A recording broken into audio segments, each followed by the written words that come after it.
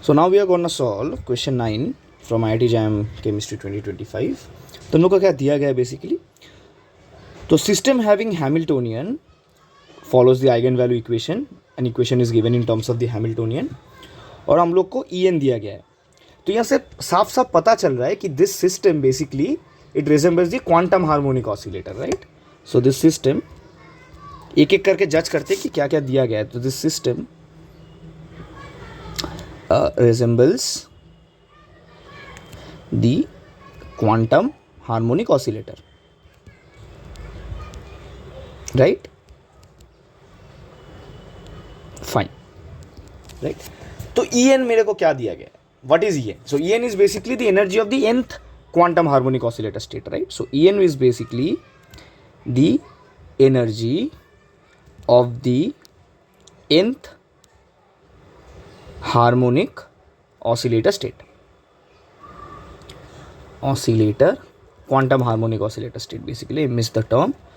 सो nth quantum harmonic oscillator state, right. अब En का value क्या होता है? If you are in the terms of a quantum harmonic oscillator state, then we know that En is given by n plus half. जो energy level होता है quantum harmonic oscillator का, वो कैसे दिया जाता है? H cap omega, right. What is H cap? So H cap होता है रिड्यूस्ड प्लैंक्स कांस्टेंट, राइट. सो H cap बेसिकली इसको रिवर्स एरो से लिखा जाता है, मैं इसको कैप बोल के चला देता हूँ. So this is basically the reduced Planck's constant, right. The reduced Planck's constant. Reduced Planck's constant का वैल्यू कितना होता है? तो this is h/2 something very well known, right. Omega क्या होता है? Angular frequency of the harmonic oscillator. Omega क्या होता है? Angular velocity of the harmonic oscillator, right. तो ये दोनों चीज हम लोग के पास दिया गया है.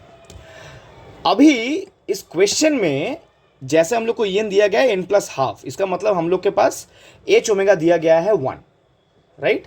This is completely expected from the question, right? So, according to question,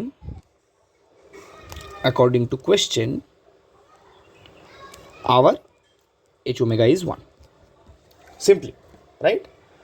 तो हम लोग के पास एक सिंपल वैल्यू है En का. This is for just for the simplicity of calculation, nothing else, right? So we are given En to be 1 plus n plus half. Now we are given, हम लोग के पास क्या दिया गया है? 5 आइगन स्टेट्स दिया गया है, राइट. और उसका सुपर पोजिशन दिया गया है wave function psi. So we are given 5 eigen states और उसका सुपर पोजिशन दिया गया है साई. n क्या है? Normalisation constant. This is the term which you need to keep in mind. We will see why the term normalisation constant is required. पर मोटा मोटा हम लोग को समझ में आ रहा है कि हम लोग को साई दिया गया है, जो बेसिकली है superposition of the 5 eigen states which is provided to us. Psi यहाँ पे वेव फंक्शन है, क्लियरली दिख रहा है. तो जो 5 आइगन स्टेट्स है उनका एनर्जी लेवल हम लोग को निकालना पड़ेगा, क्योंकि अल्टीमेटली हम लोग को एक्सपेक्टेड एनर्जी निकालना है, एक्सपेक्टेशन वैल्यू ऑफ एनर्जी निकालना है. तो उसके लिए हम लोग को गिवन एनर्जी लेवल से हम लोग को पहला मतलब corresponding to the 5 eigen states we are concerned about, हम लोग को 5 एनर्जी लेवल का वैल्यू निकालना पड़ेगा. सो मेरा E1 कितना आएगा? 1 प्लस हाफ, राइट, 1.5. तो मेरा E2 आएगा 2 प्लस हाफ, तो 2.5, right.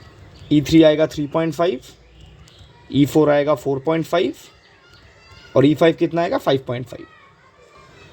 Pretty observable, right.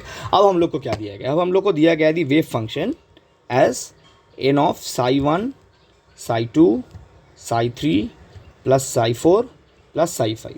No, I guess कुछ माइनस था ना क्वेश्चन में, या minus psi4 minus psi5, sorry. तो दिया गया है minus psi4 minus psi5. Now this is what is given to us, right. And you to keep in mind कि n जो है वो नॉर्मलाइजेशन कांस्टेंट है, वो नॉर्मलाइजेशन कांस्टेंट है. इसका काम हम लोग अभी देखेंगे, राइट. अब अगर n हम लोग का नॉर्मलाइजेशन कांस्टेंट है, हम लोग को निकालना क्या पड़ेगा? हम लोग को निकालना पड़ेगा एक्सपेक्टेशन वैल्यू. सो हम लोग को बेसिकली निकालना पड़ेगा एक्सपेक्टेशन वैल्यू ऑफ एनर्जी, जो कि दिया जाता है सिंपल सा फॉर्मूला है Sai H cap Sai divided by H cap. हम लोग का हैमिल्टोनियन दिया गया है by net product Sai. Clear? Basic सा क्वेश्चन है, अभी ये सिंपल मैथमेटिक्स है जो हम लोग को सॉल्व करना पड़ेगा और कुछ भी नहीं, राइट।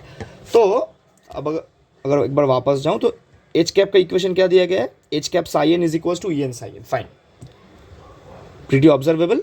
अब बस हम लोग को ये मैथ सॉल्व करना है। अब इनर प्रोडक्ट साई साई क्या देगा हम लोग को, मतलब बेसिकली जिसको नॉर्म बोला जाता है, inner product is a more mathematically mature term, will is a simpler term which is more relevant to what we are studying.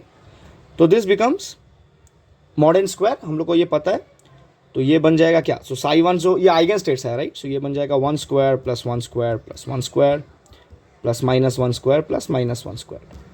तो ये हम लोग को दे रहा है 5 mod n square.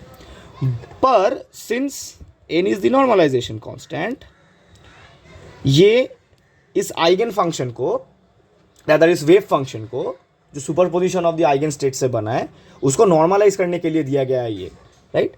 So since n is the normalisation constant, ये inner product 1 होना चाहिए, रादर द नॉर्म 1 होना चाहिए।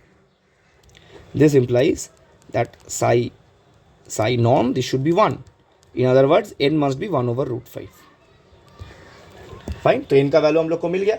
अब जैसे एन का वैल्यू मिल गया, बाकी बहुत इजीली हो जाएगा। अब क्योंकि डिनोमिनेटर ऑफ एक्सपेक्टेशन वैल्यू वो 1 हो गया due to this normalisation constant, हम लोग को बस न्यूमरेटर निकालना है। पर न्यूमरेटर निकालने के लिए हम लोग को पे क्या करना पड़ेगा, सो psi h cap psi, this is simply the modulus of n squared, sum of the energy values, right, E5। तो ये क्या आ रहा था हम लोग के पास, ये मॉड ऑफ एन स्क्वायर, ये आ रहा था हम लोग के पास 1.5 plus 2.5 plus 3.5 plus 4.5 plus 5.5, right. So अगर मैं इसको कैलकुलेट करूँ तो ये दे रहा है 4 12 या सो, और ये इसका वैल्यू था 1.5, राइट। सो ये बन गया 3.5, राइट। ऑप्शन में है 3.5, राइट, ऑप्शन सी, फाइन।